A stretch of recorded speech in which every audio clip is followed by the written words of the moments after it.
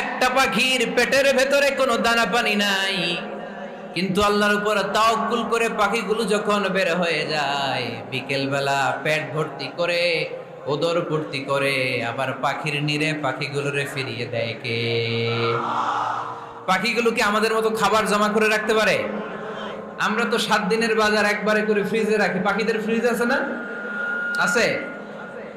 আমাদের অতিরিক্ত টাকা হলে আমরা ব্যাংকে ব্যালেন্স করে রাখতে পারি, অ্যাকাউন্ট করে রাখতে পারি। পাখিরাও তো অ্যাকাউন্ট করে রাখে না? না, প্রতিদিন না খেয়ে বের হয়। কালকে ওই পাখিটা কি খাবে, কোন জায়গা থেকে তার রিজিকের ব্যবস্থা হবে, আল্লাহ ছাড়া কেউ জানে। এটার নাম তাওয়াক্কুল। এটার নাম কি? আমাদের সাধ্যের, আমাদের ক্যাপাসিটি, আমাদের ক্যাপাবিলিটির সবটুকু করে আমরা তাওয়াক্কুল করি একজনের উপর। চিল্লায় বলেন, তিনি কে?